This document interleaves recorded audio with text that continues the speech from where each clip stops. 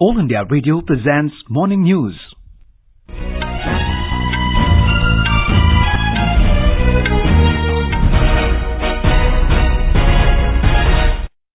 Good morning, I'm Abhishek Kumar. The headlines. Election Commission holds meeting to discuss clean elections and curbing abuse of money power. Congress releases third list of 18 candidates for Lok Sabha elections.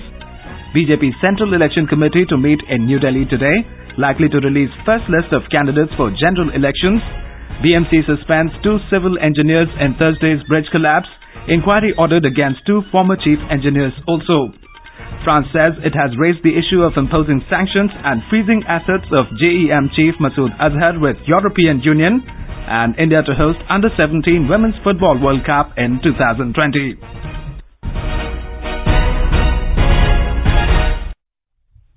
Election Commission held a meeting of Multi-Departmental Committee on Election Intelligence and discussed ensuring clean elections and curbing abuse of money power. Speaking on the occasion, Chief Election Commissioner Sunil Arora said it is the constitutional mandate of the Commission to conduct free and fair elections. He said, conducting clean elections is now one of the biggest challenges in the democracy given the prevalent abuse of money power, particularly when it manifests in inducement of voters.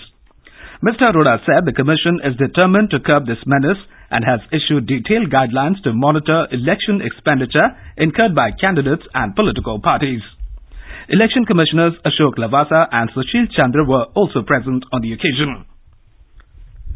Deputy Election Commissioner Sudeep Jain will review the election preparedness of West Bengal in Kolkata today. Giving this information, State Additional Chief Electoral Officer Sanjay Basu said that Mr. Jain will meet all the district magistrates, superintendents of police and commissioners in this regard. The Deputy Election Commissioner will also meet the representatives of all registered political parties, besides meeting of the top brass of the state administration to take stock of the situation. More from our correspondent.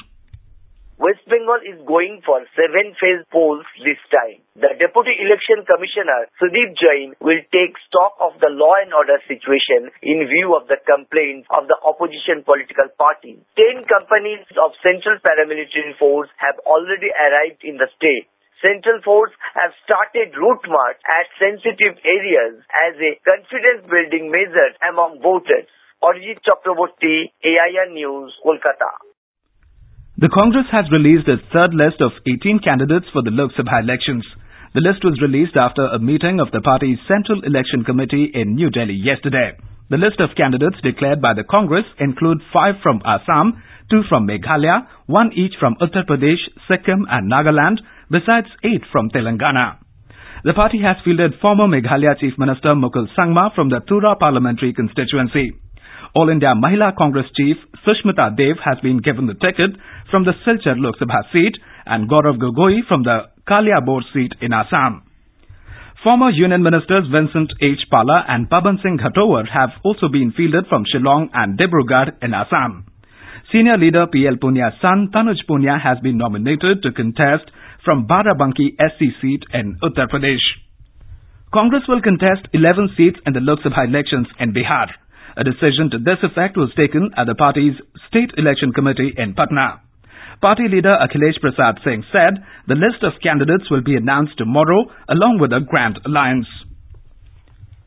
Dalit leader Prakash Ambedkar has released a list of 37 Lok Sabha candidates who will contest the upcoming polls under the banner of his new political front. Addressing a press conference in Mumbai, Mr. Ambedkar said he has joined hands with the AIMIM led by Asaduddin Owaisi and they will jointly contest polls under the banner Vanchit Bahujan Aghadi. The BJP Central Election Committee will meet in New Delhi this evening. The party is likely to release its first list of candidates for the Lok Sabha polls after the meeting.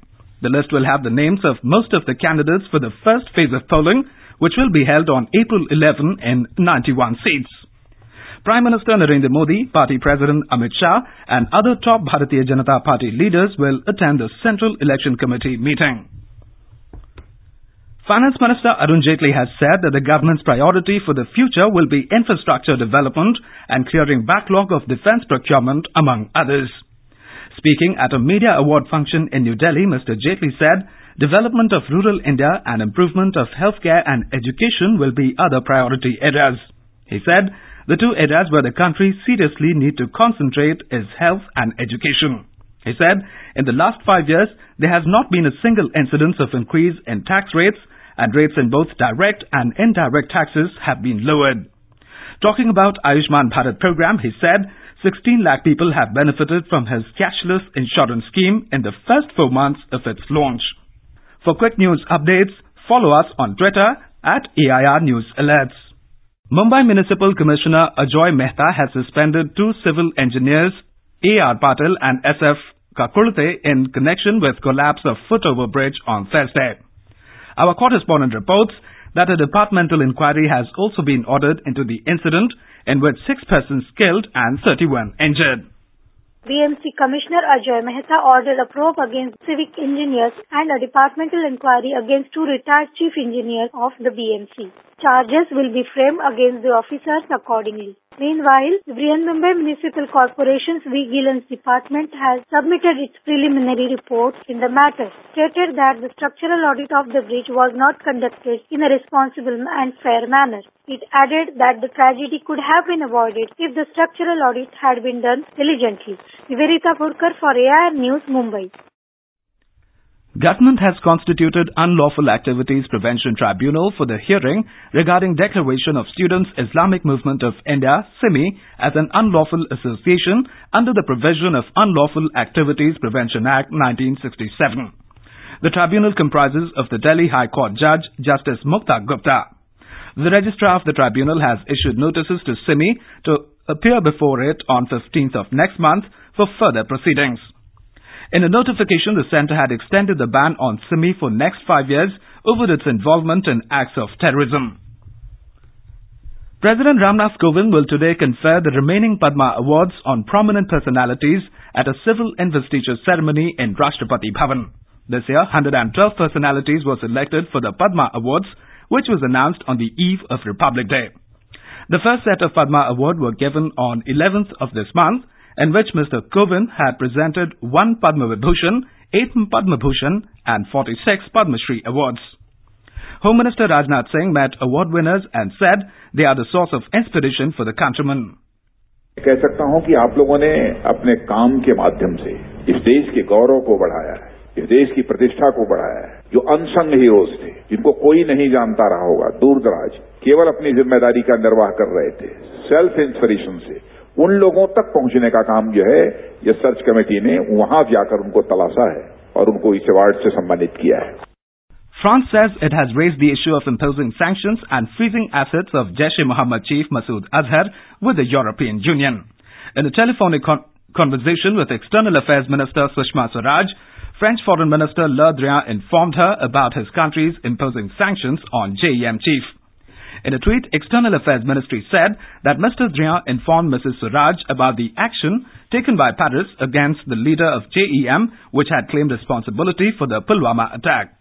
It said France has always been on India's side in the fight against terrorism.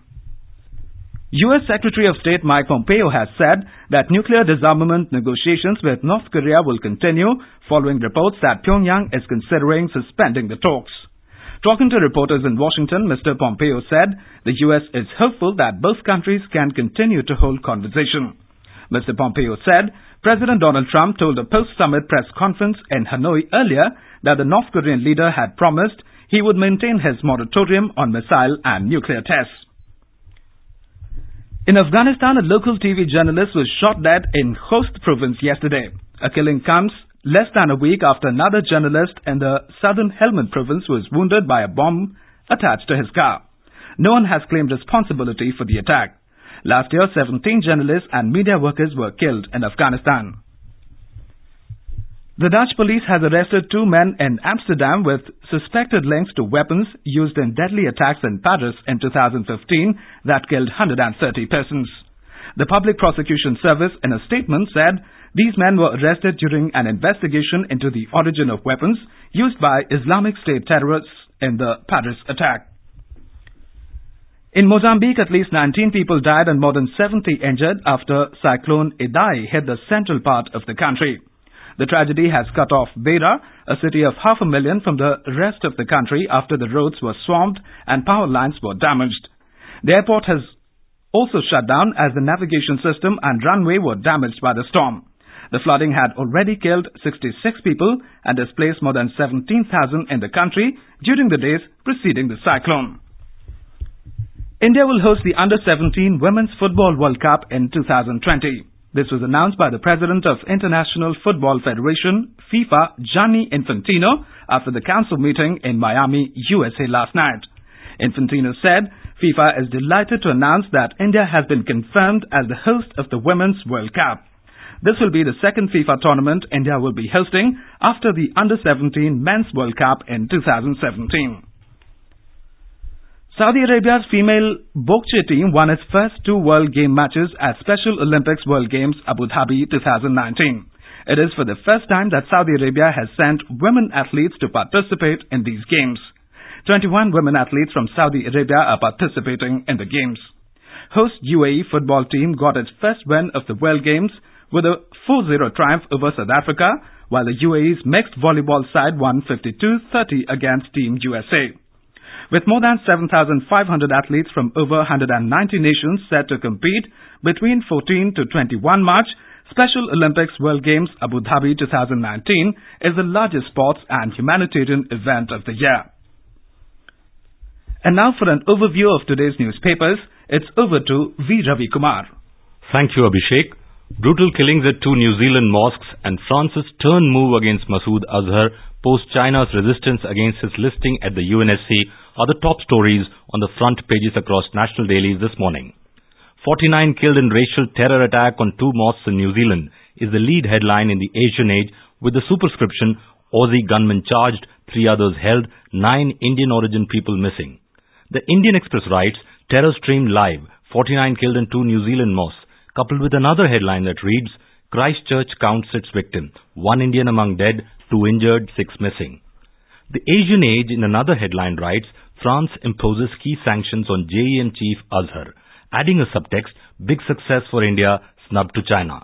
Reporting on the same story, The Hindu writes, France slaps sanctions on JEM chief Azhar. Writing on India-Myanmar joint military operation to wipe out rebel militants, the Hindustan Times says India-Myanmar targets insurgents in joint ops. The paper adds 10,000 troops deployed, rebels threaten key project. Supreme Court's latest directive to the Election Commission is noticed by the Hindu that writes SC issues notice to EC on plea to verify at least 50% VVPATs. The Times of India about the probability of holding J&K Assembly elections writes, J&K admin, MHA pitch for Assembly elections in June. Discreet land grabbing by Pakistan at Kartarpur Gurudwara is noticed by the Statesman, and the Indian Express informs Pak government surreptitiously usurped land belonging to Kartarpur Sahib Gurudwara. In a follow-up on the 737 MAX crash story, the Statesman writes, Boeing suspends 737 MAX deliveries as France probes black boxes. And finally, hip-hop music is best bet for a cheese that will please. You heard it right. That's the headline in the Times of India that reports of a study by Swiss researchers who say exposing cheese to round-the-clock music could improve its flavor. And with that, it's back to you, Abhishek. Thank you, Ravi. In some more news, Union Minister Nitin Gadkari has said shortage of water is the main problem in Maharashtra, but the issue is being addressed by the state and central governments. He said both governments are doing a considerable amount of work to address this problem by increasing irrigation potential and stop farmer suicides in drought-prone areas. And now before we end the bulletin, the headlines once again. Election Commission holds meeting to discuss clean elections and curbing abuse of money power. Congress releases third list of 18 candidates for Lok Sabha elections. BJP Central Election Committee to meet in New Delhi today, likely to release first list of candidates for general elections. BMC suspends 2 civil engineers in Thursday's bridge collapse. Inquiry ordered against 2 former chief engineers also. France says it has raised the issue of imposing sanctions and freezing assets of JEM chief Masood Azhar with European Union. And India to host Under-17 Women's Football World Cup in 2020. For details of these stories and more, log on to our website www.newsonair.nic.in. With that, we end the morning news. Have a nice day.